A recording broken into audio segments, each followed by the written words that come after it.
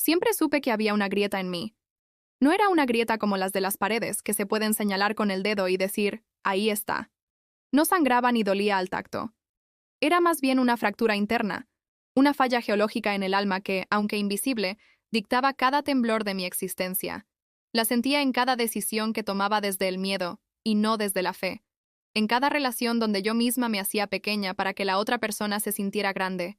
En cada logro que me sabía a ceniza, porque entendía que ninguna meta externa podía llenar un vacío que era, por encima de todo, interno. Mi nombre es Valeria, y esta es la historia de una búsqueda. Pero no de éxito, ni de dinero, ni de respuestas fáciles.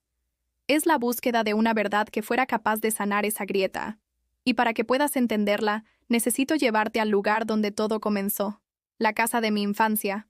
Crecí en un hogar donde el te quiero no se colgaba en las paredes como un cuadro, ni se servía en la mesa junto con la cena.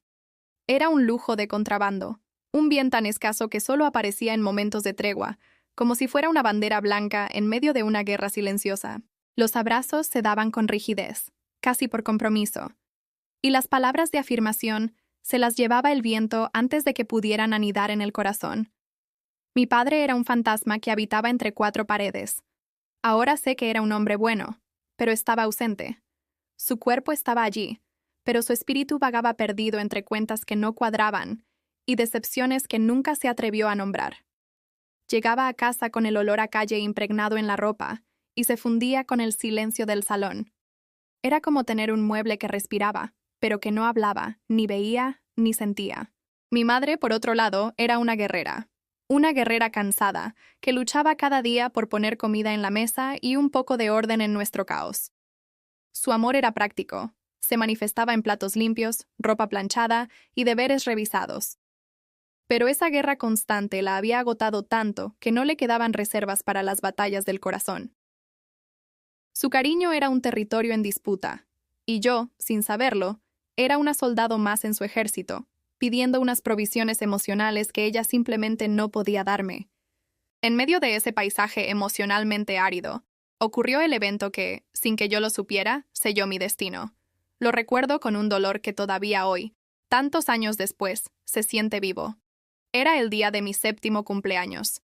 Yo solo había pedido una cosa: una bicicleta roja. Para mí, no era un capricho. Esa bicicleta era libertad. Era visibilidad.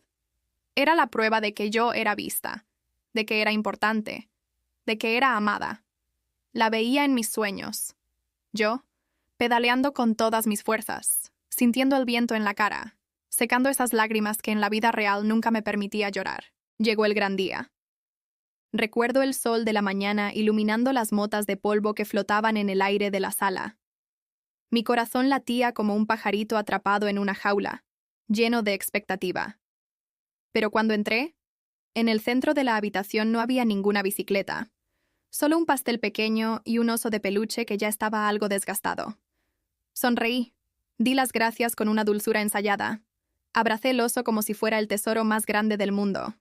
Cumplí perfectamente con mi papel de niña buena y agradecida, pero por dentro, algo se quebró para siempre.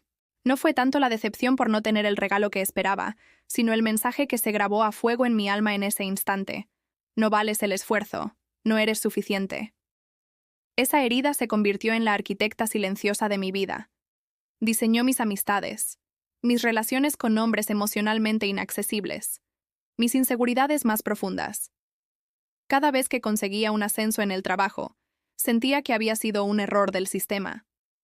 Cada elogio que recibía rebotaba en un muro de incredulidad. Vivía atrapada en una prisión cuyos barrotes había forjado yo misma con la mentira de mi propia insuficiencia. Y lo peor de todo es que no lo sabía. Yo rezaba, iba a la iglesia, intentaba conectar con mi fe.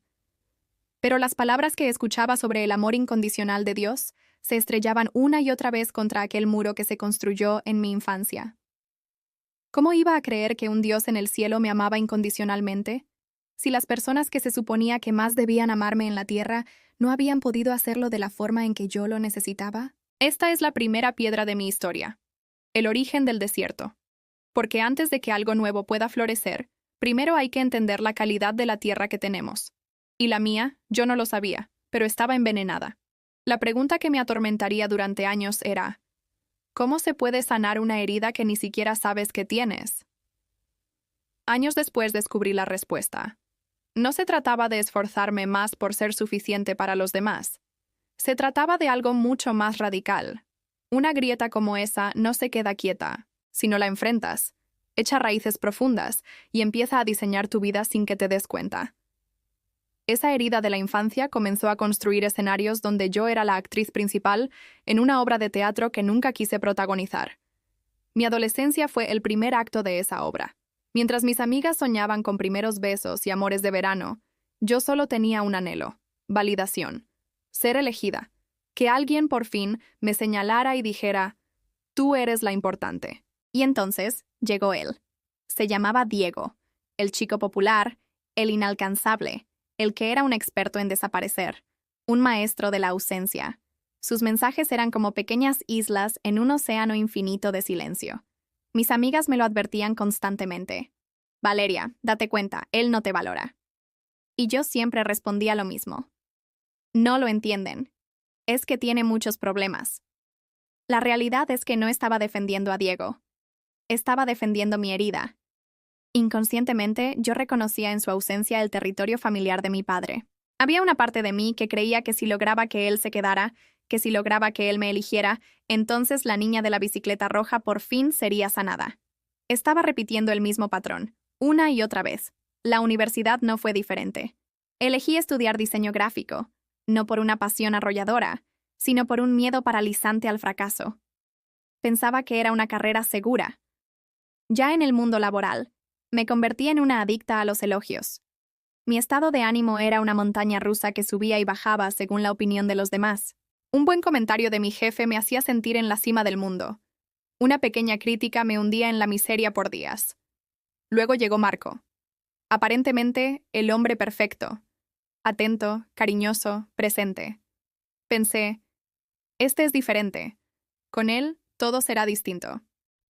Pero mi grieta, mi herida, empezó a sabotear la relación desde dentro. Provocaba discusiones por tonterías, lo ponía a prueba constantemente, le exigía pruebas de amor desproporcionadas. Necesitaba que me demostrara una y otra vez que no se iría. El día que se fue, me dijo unas palabras que nunca olvidaré. Valeria, me agotas. Por más que te doy, nunca es suficiente. Siento que buscas en mí algo que yo no puedo darte. Su partida fue la confirmación de mi peor miedo, la profecía autocumplida. Yo no era suficiente, ni siquiera para el hombre perfecto. En esa soledad, toqué fondo. Ya no era la niña triste sin su bicicleta. Era una mujer adulta, con una carrera, con logros, pero con el alma completamente quebrada. Y fue ahí, en lo más profundo de ese pozo, cuando por primera vez surgió una nueva pregunta en mi mente. La pregunta ya no era, ¿por qué nadie me elige? La pregunta se transformó en, ¿por qué yo no me elijo a mí misma? Ese momento no se sintió como una victoria, se sintió como una rendición. Como si, después de tantos años, por fin dejara de nadar contra la corriente y me dejara llevar. Y esa rendición se sintió como el primer acto de honestidad real conmigo misma en toda mi vida. Estaba lista para dejar de culpar a mis padres, a Diego, a Marco, y enfrentarme por fin a la única persona responsable de mi sanación, yo misma. Estaba lista para mirar a la cara a esa niña que, después de tanto tiempo, aún esperaba una bicicleta roja que nunca iba a llegar. El viaje hacia el interior es el más aterrador de todos, porque no hay a dónde huir. No puedes distraerte. Eres tú frente a ti. Pero también es el único viaje que promete una llegada verdadera, un regreso a casa. ¿Y qué fue lo que encontré cuando por fin me atreví a bajar a esa grieta, a ese lugar oscuro dentro de mí? No encontré la bicicleta.